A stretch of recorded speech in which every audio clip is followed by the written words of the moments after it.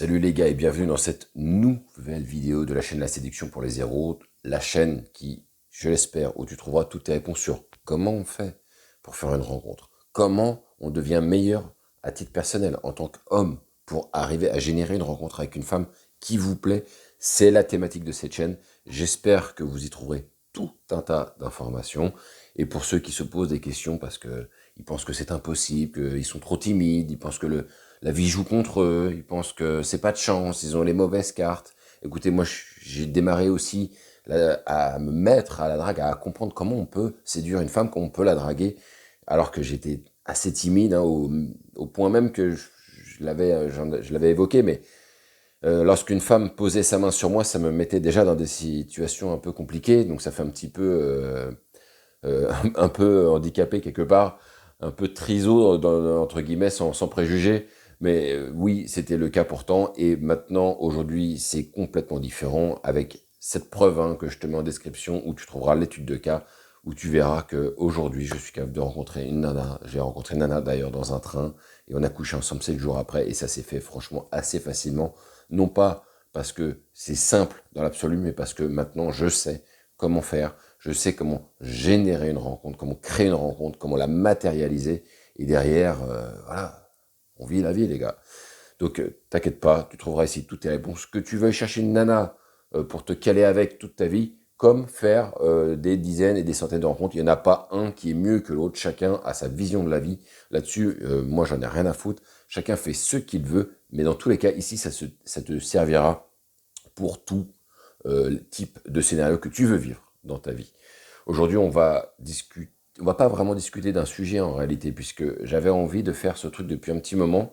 Je me rends compte au fur et à mesure, je poste plus de vidéos qu'à une époque, vous l'avez remarqué les gars, et du coup ça génère aussi plus de commentaires. Commentaires dont j'ai beaucoup de mal à répondre à l'écrit, parce que certaines fois, je vois bien qu'il y a des incompréhensions, il y a des choses qui ont été mal cernées, mal comprises, mal perçues, et du coup c'est difficile pour moi de écrire par-dessus, et vous le savez, je déteste les parpaings, donc ça m'obligerait à le faire, entre guillemets, avec toujours ce même risque que ce soit toujours aussi incompris ou très mal compris. Donc aujourd'hui, on va faire une vidéo différente de ce qui se fait d'habitude, puisque je vais répondre à vos questions dans les commentaires. Donc c'est parti.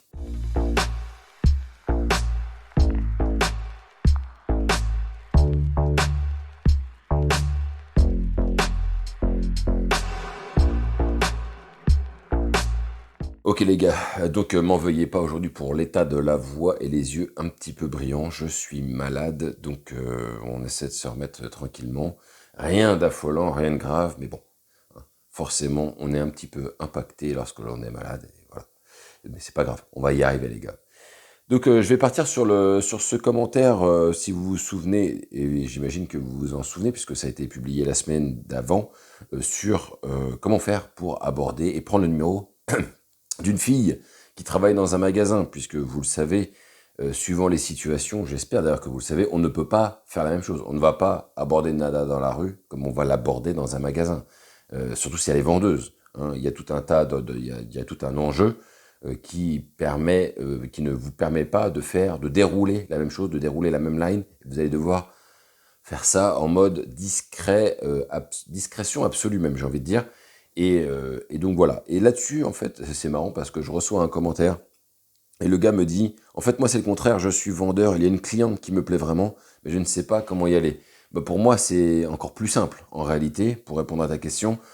Si toi, tu travailles et que, enfin, si tu es client et que tu veux aborder une vendeuse, elle aura cette réticence. Toi, si tu travailles, tu auras sans doute moins cette réticence parce que tu es prêt à le faire avec une cliente. Moi, ce que je t'encourage à faire sur ce genre de choses, tu as deux solutions de toute façon. Soit elle achète dans ton magasin et tu tentes un truc à l'intérieur du magasin, ce que je déconseillerais, ou bien tu fais un autre truc que moi je conseillerais plus, c'est que le jour où elle vient dans le magasin, tu attends qu'elle sorte, toi-même, justement, une fois qu'elle sort du magasin, tu prétextes à tes collègues que tu dois aller faire un truc vite fait, tu reviens tout de suite, tu sors du magasin et tu vas aller lui parler en lui disant, écoutez, ça fait un petit moment que je vous ai vu, ça fait plusieurs fois que je vous vois dans la boutique, et je me dis, non, ce serait trop bête de pas venir vous voir et de vous proposer qu'on fasse connaissance un peu plus un jour.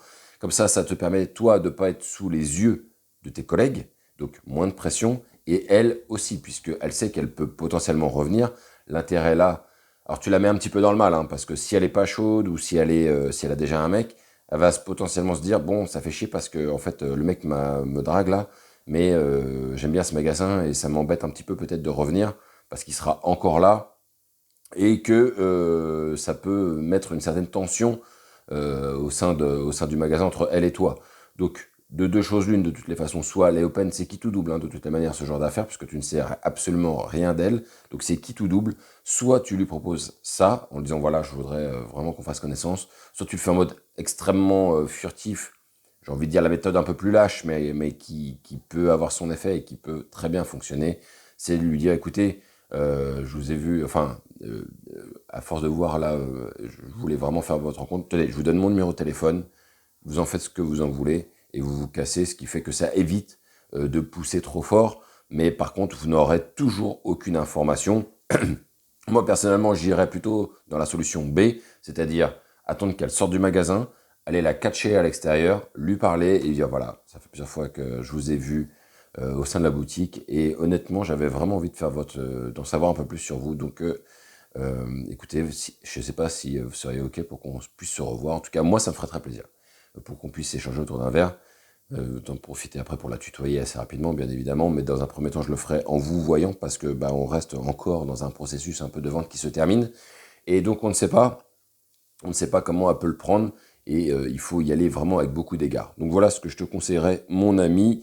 Ensuite, je vais revenir sur la vidéo où il y a l'exercice du regard. Je sais qu'il y en a un certain nombre qui ont kiffé cette vidéo. Alors j'ai appris que ça avait déjà été fait par Dolto Yann Piet à l'ancienne. Je ne savais pas. J'ai vu la vidéo et quelqu'un qui m'a envoyé le lien. Effectivement, c'est le même principe. C'est la même chose. Bon, il s'avère que je suis tombé sur elle. Elle a un tel regard, cette fille, et elle est franchement très jolie, que je me suis dit, c'est vraiment l'exercice parfait parce que souvent, on peut sembler, d'ailleurs, ça nous est tous arrivé d'ailleurs d'avoir une crainte, d'avoir du mal à regarder une nana dans les yeux quand elle est vraiment très belle. Ça peut nous impressionner, ça en impressionne beaucoup, ça l'a fait aussi pour moi, ça le fait beaucoup moins maintenant. Ça peut m'arriver encore des fois d'être troublé, plus troublé qu'impressionné. Il y a des nanas qui me troublent, ça peut arriver, c'est très rare bien évidemment, mais ça peut arriver, et je n'exclus absolument pas le fait que ça puisse arriver encore. Et donc ce que j'aime bien, dans les commentaires, justement, c'est que, bah, par exemple, il y en a un qui me dit « Pas facile, la fille est mignonne ». Bah, c'est tout l'enjeu. Hein, c'est ce que j'ai écrit en commentaire. C'est justement ça l'intérêt. Si vous avez mis une fille qui était très moche, bah, ce serait très facile de la regarder dans les yeux. Et même peut-être même que vous rigoleriez en la regardant dans les yeux. Là, justement, c'était l'intérêt de mettre une fille très jolie, très mignonne, qui vous regarde bien dans les yeux, qui vacille pas. Hein, elle te regarde et elle a pas de complexe, elle a rien. Et donc, faut tenir leur regard jusqu'au bout. Et si vous n'y arrivez pas, honnêtement, recommencez encore et encore. Et vous allez voir que ça fera la différence. D'ailleurs, il y a un mec qui m'a répondu, qui me dit, je sais plus où est-ce qu'elle est, je sais qu'il avait dit, il savait pas si ça avait été la raison qu'il avait, mais en tout cas, il pensait que ça avait pu l'aider justement lors d'une interaction. Donc ça, c'est cool de voir ça. Ensuite, le truc que j'ai vu, c'était un gars qui me parlait de son décolleté. Bon, voilà, il me dit top cette vidéo. Bon, par contre, j'avoue qu'au moment où on voit son décolleté, mes yeux ont quitté les siens. Je l'ai dit dans le canal Telegram, honnêtement, moi, je n'avais même pas vu son décolleté. Alors, vous allez me dire, mais quel mytho celui-là. Comment t'as pu ne pas le voir? C'est la vérité. C'est vraiment la vérité. Je n'ai pas vu son décolleté parce que quand j'ai vu cette vidéo la première fois, je me suis dit, bon, il faut que je vous la partage déjà. Mais surtout, j'ai vraiment regardé la fille dans les yeux parce que je sais que c'est un exercice de regard. Et vraiment, je n'ai rien fait d'autre que de la regarder dans les yeux. Et donc, le mec me l'a appris. Plonger comme ça sur le décolleté montre encore, les gars, que vous êtes faibles. Je le dis de manière très cash, les gars, parce que vous connaissez la chaîne et qu'on n'est pas là ici pour se branler et se raconter des oui, non, mais t'inquiète, non. Si tu n'y arrives pas, c'est que tu as encore cette faiblesse au niveau des femmes. Et je vais même vous donner un très bon exemple que j'ai expliqué d'ailleurs dans le canal Telegram. Moi, j'ai été à Miami pendant un mois. Je peux vous dire qu'à Miami, c'est le décollement de rétine assuré, les gars. Mais en même temps, c'est ce qui va vous vacciner. Parce que vous allez aller à Miami, il va y avoir un nombre de femmes, mais incroyable. Un nombre incroyable de nanas qui seront en bikini, en maillot de bain, très courtement vêtues. Et les Américains adorent être très courtement vêtus à la plage, avec des décolletés de fous furieux, avec des seins refaits, des culs refaits, une tête refaite. Souvent, c'est plus des top modèles que vous voyez qu'autre chose. Et donc là, si vous allez là-bas, je peux vous garantir, hein, quand vous reviendrez à Paris, vous allez trouver les femmes fades, un peu dénuées d'attributs physiques ou quoi que ce soit. Mais du coup, moi, j'ai beaucoup abordé à Miami, notamment justement tous ces top modèles là, toutes ces nanas hyper jolies. Et honnêtement, voilà, je savais qu'il fallait tenir le regard et absolument pas regarder leur nibar ou leur cul pendant qu'elles me parlaient. Et c'est ce que j'ai fait. J'ai tenu bon, les gars. Et aujourd'hui, j'en suis revenu nettement plus fort. Donc, il faut que vous fassiez ça aussi. Hein. Il faut que vous travailliez sur cet aspect. Quand vous regardez une fille, vous êtes sur l'instant présent, pardon. Vous la regardez dans les yeux. Vous ne la regardez pas ailleurs. Donc voilà ce que je voulais vous dire sur la partie du regard. Il y a encore du taf, hein, on est d'accord. Il y a des gens, je pense, qui sont voilà.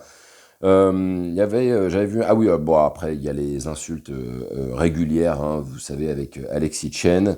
Ouais, le préjugé des dragueurs de banlieue, vraiment pathétique. Oui, je suis pathétique et j'en ai rien à branler.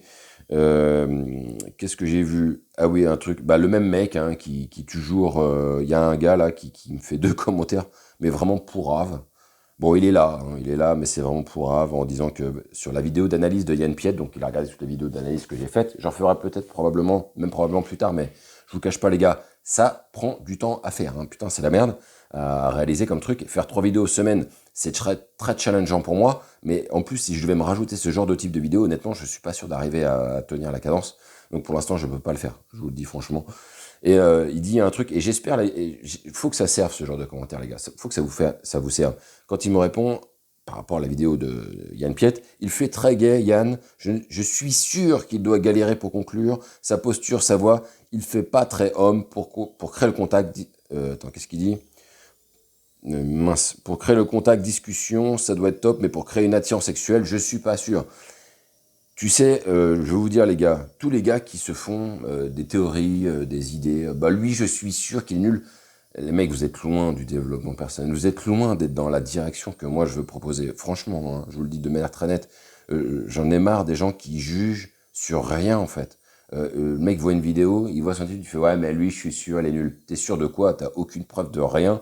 Et si ça se trouve le mec, il baisse 100 fois plus de meufs que toi, alors que toi t'es sur le canapé en train de te branler sur des commentaires de ma chaîne.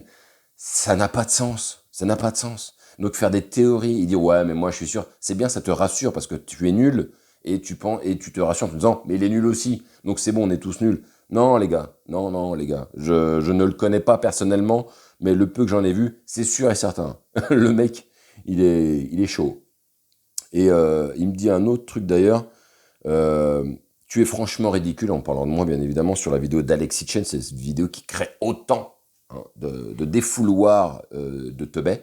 Heureusement, dans le lot, il y en a qui m'ont contacté par coaching et qui sont magnifiques, mais ceux qui vraiment sont véhéments ont vraiment une sorte de haine gratuite. Ça me fait tellement rigoler, mais vraiment, je rigole en plus. Donc il me dit, tu es franchement ridicule, aussi ridicule et pathétique que Pierre Ménès qui critique un joueur de foot.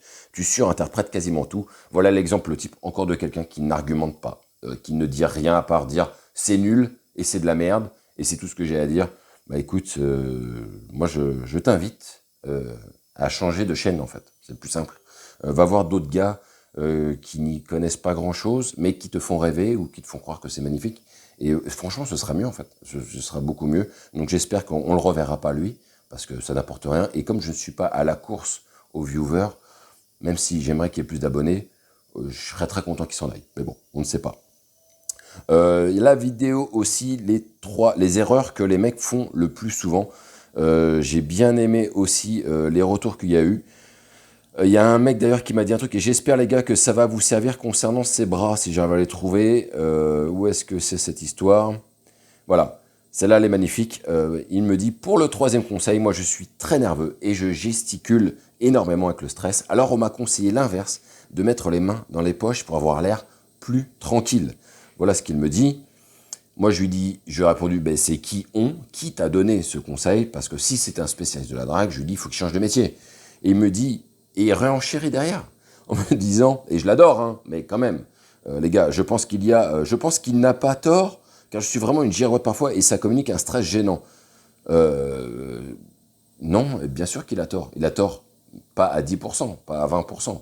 Le mec qui t'a donné ce conseil, il a tort à 400%, à 1000%. On ne met pas les mains dans ses poches quand on fait une interaction avec une femme, d'accord? Ça peut vous donner l'impression du mec cool, j'ai les mains dans les poches, mais c'est contre-productif. Tous les mecs que j'ai en accompagnement sur le terrain, je leur fais la même remarque.